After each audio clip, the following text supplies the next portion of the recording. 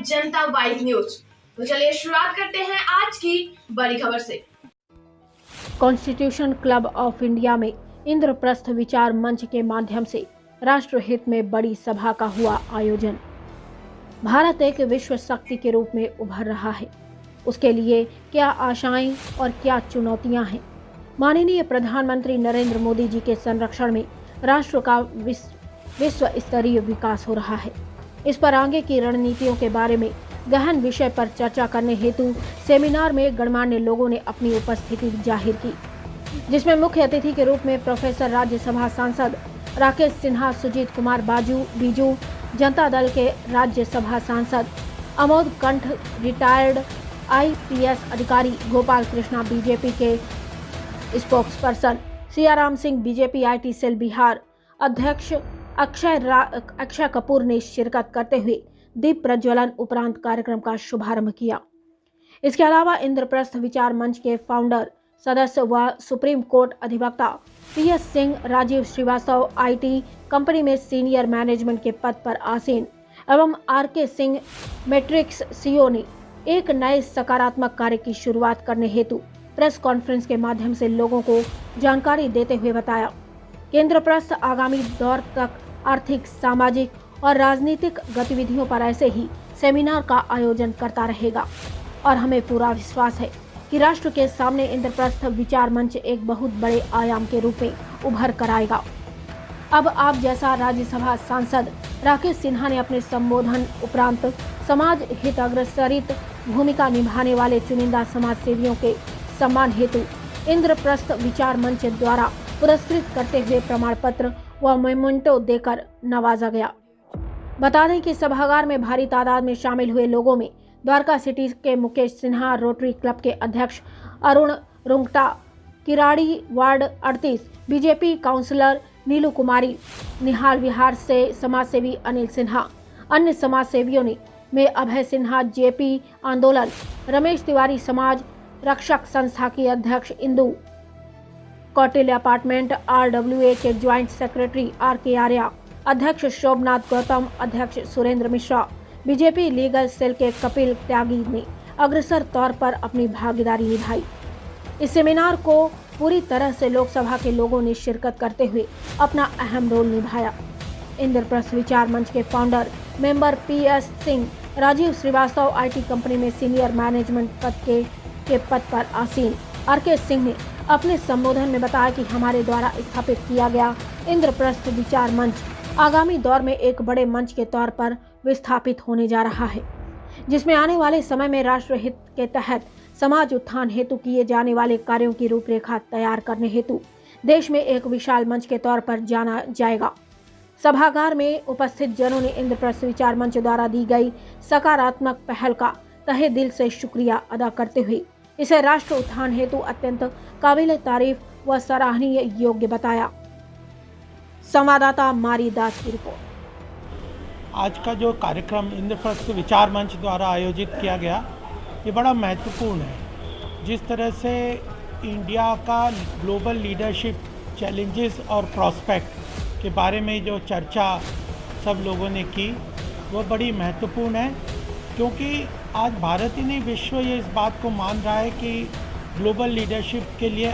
भारत के लिए आने वाले समय में बहुत महत्वपूर्ण रोल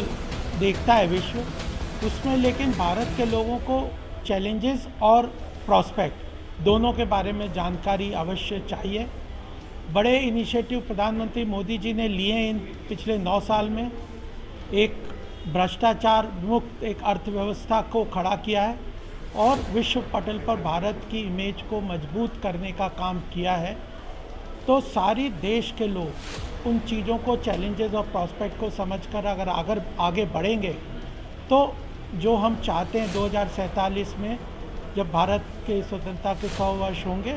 तो उसमें भारत विश्व गुरु के स्थान पे आरूढ़ हो। तो यह कार्यक्रम उसी कड़ी में एक महत्वपूर्ण माइलस्टोन के रूप में जो रहेगा। मैं आयोजकों को, इंद्रप्रस्थ विचार मंच के प्रेम शंकर जी, राजीव जी, सबको बधाई देना चाहता हूं कि यह इस विषय पे आज इन्होंने संगोष्ठी आयोजित की। देखिए, आज नरेंद्र मोदी जी के माध्यम से हमारा देश जो है विश्व स्तर पे काफ़ी आगे बढ़ रहा है। आज अगर आप सामाजिक क्षेत्र की बात करें, राजनीतिक क्षेत्र की बात करें, अर्थव्यवस्था की बात करें, किसी भी क्षेत्र में अगर आज बात करें, 2014 के पहले हमारे देश की स्थिति क्या थी और 2014 के बाद आज उनके शासनकाल में आज 8-9 साल में हमारे देश हर क्षेत्र में काफ़ी आगे बढ़ रहा है। अगर हम यूरोपियन कंट्री को देखते हैं और आज हम अगर मिडिल ईस्ट को देखते हैं और आज अगर हम अन्य देशों को देखते हैं, उसके कंपैरिजन में हमारा देश आज एजुकेशन से लेकर के हर क्षेत्र में आगे बढ़ रहा है। इसमें माननीय प्रधानमंत्री जी की बहुत बड़ी भूमिका रही है। उन्होंने अपने तन मन को इस देश के लिए लगा दिया। तो इस वजह से आज हमारे इंद्रप्रस्थ के माध्यम से आज जो India emerging as a global leader prospects and challenges के ऊपर आज जो हमने कार्यक्रम किया और जो एक इवेंट का प्रोग्राम था जिसमें हमारे माननीय सांसद हमारे श्री राकेश सिन्हा जी आए, माननीय सांसद राज्यसभा सांसद श्री सुजीत कुमार जी आए, कार्तिकेय शर्मा जी राज्यसभा सांसद, उनको भी आना था पर वो किसी कारणवश नहीं आ सके, अमोद कंठ जी रिटायर्ड IPS ऑफिसर्स और हमारे प्रयास के फाउंडर हैं, एक NGO चला रहे हैं, वो आए, सियाराम सिंह जी BJP सेल से थे और हमारे अक्षय कपूर इंटेलेक्चुअल सेल्स के थे, हमारे कृष्णा जी जो हमारे BJP स्पोक्स पर्सन है वो भी आए। आज सब लोगों ने इस विषय पे बोल करके यहाँ पे बैठे सारे लोगों को, सारे जनता को बहुत जागरूक किया। और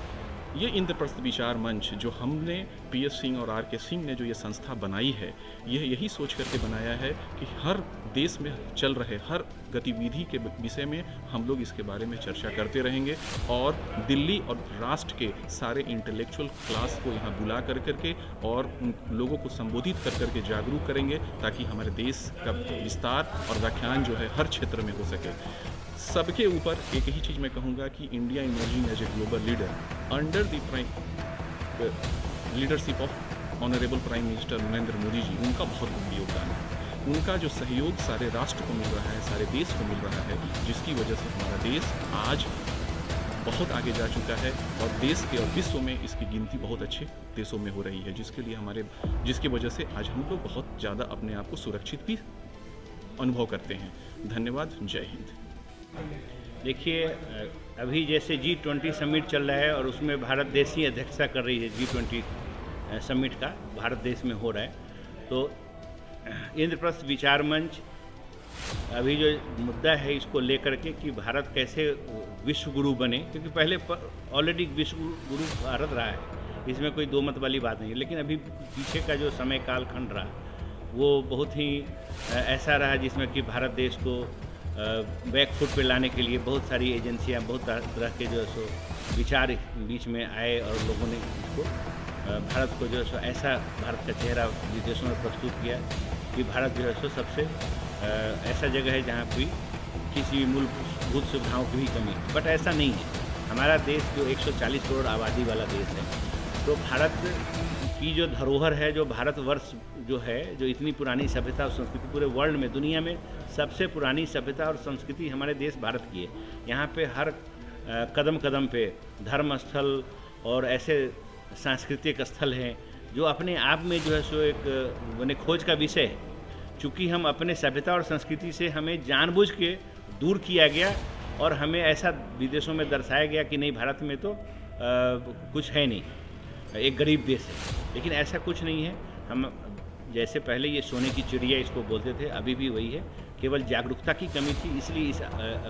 ये प्रोग्राम का आयोजन किया गया है कि हम जागरूक हों। जब देश जागरूक होगा, समाज जागरूक होगा, तो देश पुनः जो है सो